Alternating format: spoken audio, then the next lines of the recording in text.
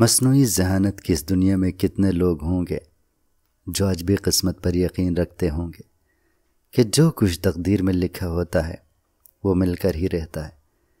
جدید دنیا میں سائنس کی ترقی کے ساتھ پرانے خیالات، نظریات، مذہب اور عقائد تک بدل گئے ہیں۔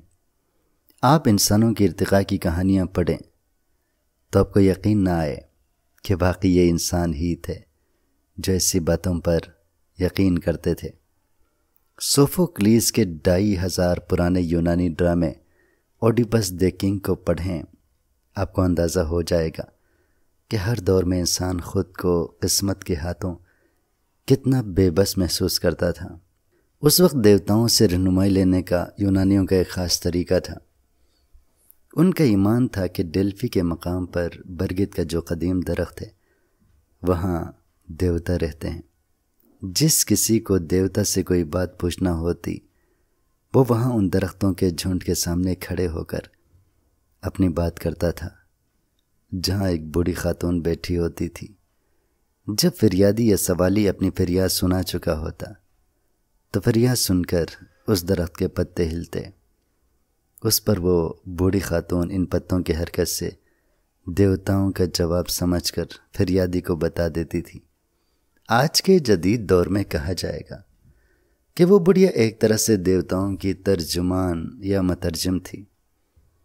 تھیبس کے کنگ ایڈیپس نے اپنا ایک ایلچی دوڑایا کہ جا کر دیوتاؤں سے پتہ کرو کہ ہماری ریاست پر اچانک عذاب کیوں نازل ہوا ہے، ہم پر بلائیں کیوں برس رہی ہیں، ہم سے کیا قصور سرزد ہو گیا ہے، ہم اس صورتحال میں کیا کریں۔ دیوتاؤں کی ترجمان نے اس ایلچی کو کہا کہ جا کر بادشاہ کو بتاؤ کہ تمہاری ریاست میں ایک بے گناہ انسان کا قتل ہوا ہے۔ جب تک اس قاتل کو سزا نہیں ملے گی یا اسے جلا وطن نہیں کیا جائے گا، ریاست پر عذاب اسی طرح نازل ہوتے رہیں گے۔ ذرا اندازہ کریں کہ کبھی ایک انسان کے قتل پر ریاست اور اس کے شہریوں پر عذاب نازل ہوتے تھے، اور جب تک قاتل کو ڈھونڈ کر اسے سزا نہ ملتی تھی وہ عذاب جاری رہتے تھے۔ یہ الگ بات ہے کہ جب کنگ ایڈیپس نے دیوتاؤں کی اس ہدایت کے بعد تفتیش شروع کرائی تو قسمت کا عجب کھیل شروع ہوا، اور آخرکار وہی بادشاہ قاتل نکلا جس نے دیوتاؤں سے رہنمائی مانگی تھی۔ یہ کھیل آپ کو قسمت کے عجیب و غریب واقعات اور اتفاقات پر ایمان لانے پر مجبور کر دیتا ہے۔ یونانی تقدیر کے بڑے قائل تھے اور ہر چیز کو دیوتاؤں کا عمل سمجھتے تھے۔ وہی بات کہ انسان قسمت اور تقدیر کے آگے بے بس ہے۔ جو کچھ ہوتا ہے دیوتا ہی کرتے ہیں۔ آج کے جدید دور میں مگر لوگ قسمت یا تقدیر جیسی چیزوں پر اس طرح یقین نہیں رکھتے، خصوصاً یورپ اور ترقی یافتہ ملکوں میں، جہاں پرنٹنگ پریس کی ایجاد کے بعد ذہنی انقلابات آئے جنہوں نے یورپ کا نقشہ بدل دیا۔ پرنٹنگ پریس کی بدولت علم پھیلا اور انسانی شعور نے سلطنتیں تک الٹا دی۔ انقلاب فرانس دراصل پرنٹنگ پریس کا پہلا سرکاری نتیجہ تھا۔ جب روسو کے خیالات نے فرانس میں انسانی ذہنوں کو آزادی کا رومانوی نعرہ دیا، اور ایک دن فرانسیسیوں نے اپنے بادشاہ اور ملکہ کا ہی سر قلم کر دیا۔ یہ الگ کہانی ہے کہ اس انقلاب کی سرخی سے نیپولن نکلا، جس نے پورے یورپ کو جنگوں میں دھکیل کر لاکھوں لوگ مروا دیے۔ پرنٹنگ پریس کا دوسرا بڑا نتیجہ 1917 کے بلشویک انقلاب کی صورت میں نکلا، جب لینن جیسے نوجوانوں نے ایک اور بادشاہ کی سلطنت الٹ دی اور پورا شاہی خاندان مار ڈالا۔ خیر، بات کہاں سے شروع ہوئی اور کہاں پہنچ گئی؟ پاکستان میں یہ سوال بہت پوچھا جاتا ہے کہ اگر سب کچھ قسمت میں ہی لکھا ہوا ہے تو پھر آپ کو یا مجھے محنت یا کوشش کرنے کی کیا ضرورت ہے؟ جو بھی ملنا ہے گھر بیٹھے ہی مل جائے گا۔ ایسا نہیں ہے۔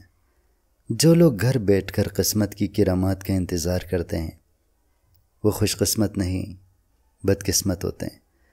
خوش قسمت وہ لوگ ہوتے ہیں جنہیں یہی تقدیر گھر سے نکال کر سڑک پر لے آتی ہے، ان سے ہجرت کراتی ہے، محنت مزدوری اور کام پر مجبور کرتی ہے، انہیں گھماتی پھراتی ہے اور اس دن کے لیے برسوں تیار کرتی ہے کہ جب ان پر قسمت کی دیوی اچانک مہربان ہو جائے۔ قسمت بھی یوں اچانک مہربان نہیں ہوتی، یہ بھی آپ کو 7 دریا اور 7 جنگل عبور کراتی ہے، اپنے اندر وہ خوبیاں پیدا کرنے میں آپ کی مدد کرتی ہے جس کی وجہ سے آپ کی قسمت کا ستارہ ایک دن چمکے گا۔ اگر آپ مذہبی طور پر دیکھیں تو قرآن پاک میں خدا کا پیغام بڑا واضح ہے کہ جو جتنی کوشش کرتا ہے اسے اتنا ہی ملتا ہے۔ مطلب خدا بھی کوشش کرنے والوں کو ان کی محنت کا صلہ دیتا ہے۔ تقدیر پر ایمان لا کر بیکار گھر میں بیٹھے لوگ اکثر خالی ہاتھ رہتے ہیں۔ اگر آپ گھر نکمے بیٹھیں تو پھر تسلی رکھیں، آپ بد نصیب ہیں۔ خوش نصیب صرف وہی ہے جو دریاؤں، جنگلوں اور صحراؤں کی خاک چھان کر منزل کی طرف روان دواں ہے اور ایک دن اسے پا لیتا ہے۔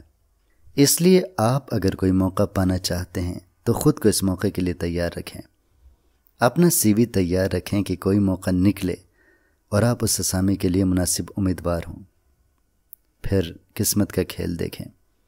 ابھی سپریم کورٹ میں جو کچھ ہوا ہے وہ بھی ایک طرح سے قسمت کا ہی کھیل ہے۔ صرف 2 ماہ پہلے جولائی تک کوئی سوچ بھی نہیں سکتا تھا کہ جسٹس یحییٰ آفریدی صاحب نئے چیف جسٹس ہوں گے۔ اب دیکھیں کہ قسمت نے انہیں کہاں سے کہاں پہنچا دیا۔ لیکن وہی بات کہ انہوں نے اتنے برسوں میں خود کو اس عہدے کے لیے تیار کیا ہوا تھا، وہ پورے عمل سے گزر کر یہاں تک پہنچے ہیں کہ جو ہی تقدیر کو موقع ملا اس نے انہیں اٹھا کر چیف جسٹس بنا دیا۔ اگر وہ آج سپریم کورٹ میں ہی نہ ہوتے تو کچھ نہیں ہونا تھا، پھر قسمت بھی کچھ نہیں کر سکتی تھی۔ انہوں نے تقدیر کی سب شرائط پوری کی۔ اب قسمت کا کھیل بھی دیکھیں کہ جنہوں نے ان سے پہلے چیف جسٹس بننا تھا، وہ اس عہدے پر پہنچنے کے لیے جو جدوجہد کر رہے تھے وہی ان کے خلاف گئی۔ اگر جسٹس اعجاز الحسن نے استعفیٰ نہ دیا ہوتا تو وہ آج چیف جسٹس ہوتے۔ ان کے مستعفی ہونے کے بعد جسٹس منصور علی شاہ نے چیف جسٹس بننا تھا، لیکن جسٹس منصور بھی جلدی میں تھے اور 12 جولائی کو ایک ایسا فیصلہ سنا بیٹھے جس نے سب کو چونکا دیا۔ اب اگلا انتخاب جسٹس منیب ہو سکتے تھے، لیکن عدالت کے اندر تقسیم کے تاثر کی وجہ سے جو حالات بن چکے تھے ان سے واضح تھا کہ عدالتی ترامیم کے بعد جسٹس منیب کو بھی چیف جسٹس نہیں بنیں گے۔